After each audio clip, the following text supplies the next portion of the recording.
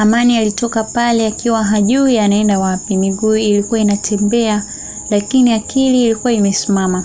Maneno ya Neema yalikuwa yanarudia kichwani kwake, anakutafuta pia. Hilo halikuwa tishio la kawaida, lilikuwa na uzito na lilikuwa na maana moja. Kuna mtu anajua kuhusu yeye. Usiku huo Amani hakuweza kulala. Kila akifumba macho anaona mlango ule ule wa zamani. Anasikia kicheko kile kile na sasa anaongeza picha mpya, Neema akidondoka. Simu yake ilitoka mwanga ghafla, ujumbe mpya na namba ngeni.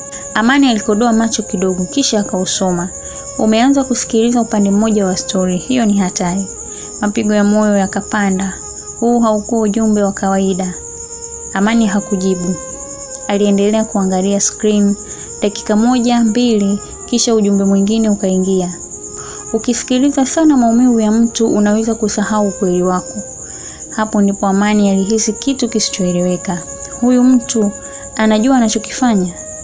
Hii haikuwa kuongea tu, ilikuwa ni kucheza na akili yake. Amani aliamua kujibu, wewe ni nani? Hakupata jibu mara moja. Dakika zikaenda, dakika 5, 10, kisha simu ikaita. Namba ile ile. Amani alisita kwa sekunde chache, lakini akaipokea. Hakuna aliyeongea. Ilikuwa ni kimya. Kisha sauti ya mwanaume tulivu sana, sitaki uogope Amani. Mwili wa Amani ulisisimka. Sauti ile haikuwa ya hasira, haikuwa ya vitisho. Ilikuwa ya mtu mwenye uhakika. Wewe ni nani? Amani aliuliza kwa ukali kidogo. Mwanaume alicheka kidogo. Kuna vitu vingi sana Neema hajakwambia. Amani alinyamaza akasikiliza. Na najua tayari ameanza kukuchezea akili. Mwanaume akaendelea. Usimwamini sana. Hapo ndipo mchezo ulianza rasmi, kwa sababu sasa Amani alikuwa katikati ya sauti mbili. Neema na huyu mtu, na wote wawili wanasema ukweli wao. Umemfanyia nini? Amani aliuliza kwa hasira iliyojificha.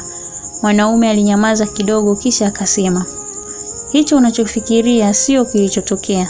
Alisema ulimsukuma. Amani alipaza sauti. Kisha mwanaume akajibu kwa utulivu ule ule, na wewe ukaamini tu. Maneno hayo yalimpiga Amani moja kwa moja kichwani. Kwa mara ya kwanza alianza kutilia shaka kila kitu. Unajua tatizo lako ni nini Amani? Mwanaume aliendelea. Unaamini unajua ukweli wakati umeona kipande kidogo tu. Amani alikaza meno. Basi niambie ukweli wako. Mwanaume akacheka. Ukweli hauambiwi, unaoneshwa. Simu ikakatika. Amani alibaki na simu mkononi, akihisi kama ameanguka kwenye shimo lisilo na mwisho. Sasa haelewi tena ni nani anasema ukweli na ni nani anadanganya, na mbaya zaidi, kwa nini wote wawili wanamvuta upande wao. Asubuhi iliyofuata Amani alipokea kitu kilichomfanya akae chini kimya bila hata kusema neno. Ilikuwa ni picha iliyotumwa kutoka ile namba ngeni, picha ya hospitali, na ndani yake kulikuwa na Neema akiwa amelala, na pembeni yake kulikuwa na mwanaume. Uso haukuwa wazi sana, lakini kitu kimoja kilikuwa wazi. Hakukuwa na mtu wa kawaida, na chini ya picha kulikuwa na ujumbe mmoja tu. Hii ndiyo siku uloikosa. Je, ni nini hasa kilitokea siku ile hospitalini? Na kwa nini mwanaume huyu ana ushahidi na Neema ana hadithi tofauti? Na Amani atamwamini nani wakati ukweli umeanza kugawanyika vipande vipande? Mdau wa Sis Brand, hii sasa imekuwa vita ya kisaikolojia. Episode inayofuata nitakufungulia picha halisi ya kilichotokea hospitalini siku ile. Jina langu ni Sakina Bukavu. Tafadhali subscribe kupata story zaidi tunazokuwekea. Bye.